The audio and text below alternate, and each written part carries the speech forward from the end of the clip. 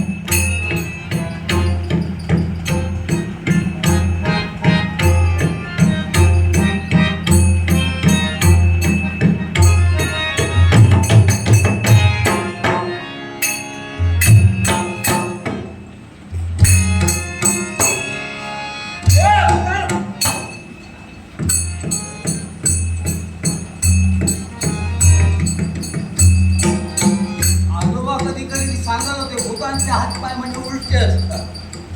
त्यांचं तर तसं काही दिसत नाही.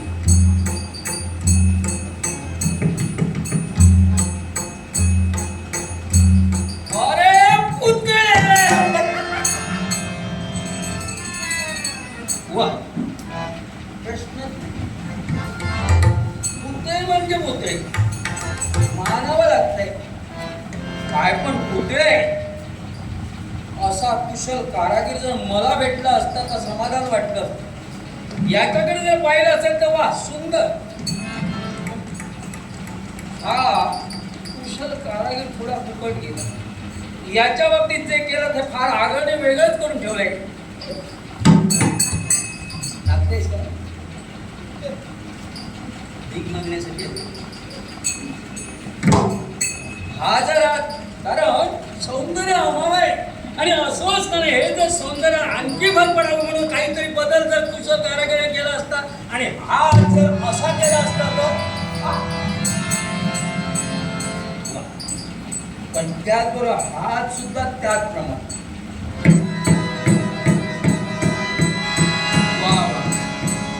आता मात्र खरं लक्ष्मी जर शोभून दिसतंय वा वा हे काय नाही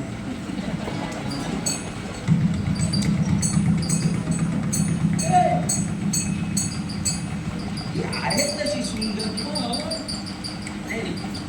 हे बरोबर आहे पण हे चित्र असं जर बदललं असेल तर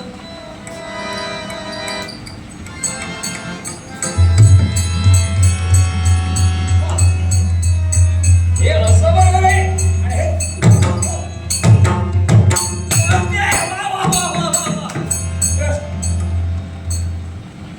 संशय येतोय मी हात असा केला असा झाला असा केला असा झाला हा काय प्रकार आहे आजोबा कधीतरी सांगायचं नाक दाबल्याशिवाय तोंड उडत नाही आपण असंच करायला हवं